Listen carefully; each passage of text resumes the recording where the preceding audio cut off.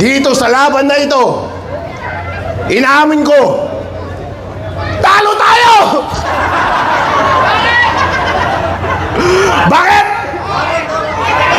Kasi napakulong yung leader natin! Ano po ba ang laban ng mga Pilipino ngayon? Ang laban natin ay laban sa korupsyon para ilabas ang buong katotohanan, para ipakulong ang lahat ng nagkasala. Walang nakulong. Sa lahat ng ito, panalo ba tayo o talo? Talo po. Dahil nagpapatuloy pa rin ang korupsyon, ang katotohanan ay pinagtatakpan pa rin. At lahat ng magnanakaw ay malaya pa rin. Kaya tuwang-tuwa si BBM eh. Kasi panalo siya so far. Parang hindi na siya matatanggal sa pwesto niya. Parang mananatili siyang nakaupo hanggang 2028. Woo! Gusto niyo ba yan? Gusto niyo bang hindi na maging presidente si BBM?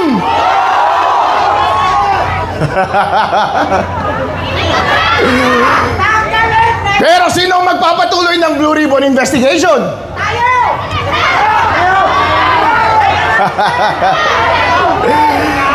Nakakulong eh.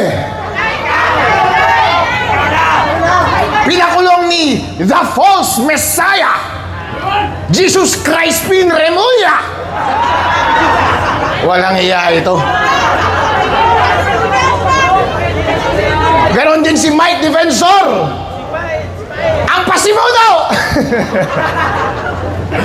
Dahil po kung wala si Mike Defensor, walang whistleblower.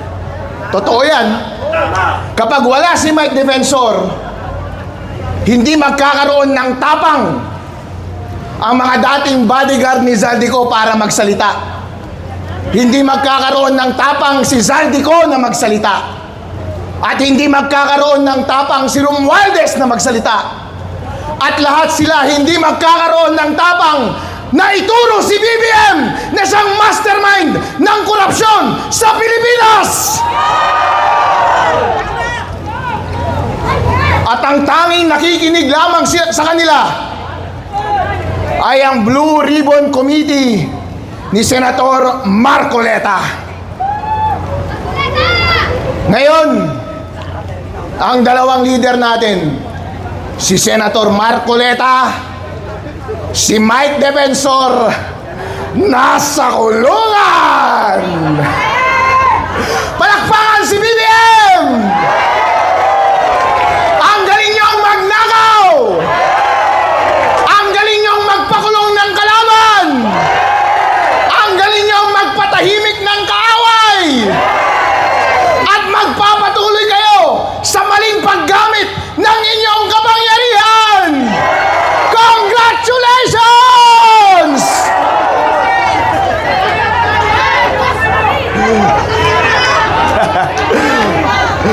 Pero mga kababayan, ang sabi nga nila, sa buhay na ito, hindi natin alam kung mananalo tayo o matatalo. Dahil hindi naman natatapos ang laban. Ang pinakamahalaga po ay maging heroic tayong lahat. Maging heroic. Ano po ang natitira sa atin ngayon? Nandyan pa si Kiko. Nandyan pa si Lian. Andyan pa si Kong Pao. O, di ba? At andyan pa kayo. Magpakabayani po tayo. Tama po. At ang ibig sabihin ng pagiging bayani sa panahon ng korupsyon at mapang-abusong gobyerno ay hindi dapat tayong tumigil sa pagsasalita. Kapag may makita tayong kamalian, isigaw natin ang mali. Kapag may katotohanan dapat ilabas, ilabas natin. kung dapat ipakulong ang mga nagkasala, sila'y panagutin natin. Ipagpatuloy po natin yan.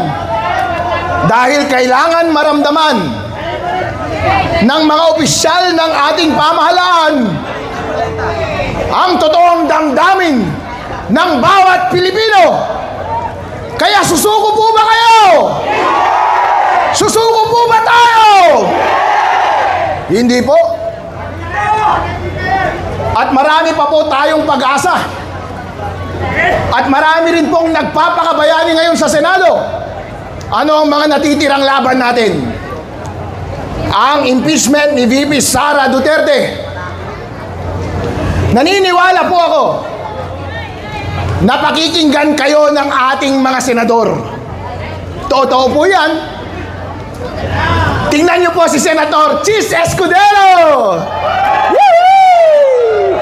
Sabihin niyo, congratulations, Senator Chis! Yes! Maraming salamat! At sinabi mong 16 votes ang required para ma-impeach si VP Sara Duterte! Woo! Tama po yan. Dahil kapag darating na ang botohan ng mga senador, pagdating ng verdict ng impeachment, ang presiding officer na si Chis Escudero ang magsasabi ang kinakailangang bilang para mag-convict. Ngayon, sinabi na niya 16. At 16 din po ang mare-require pagdating sa huli.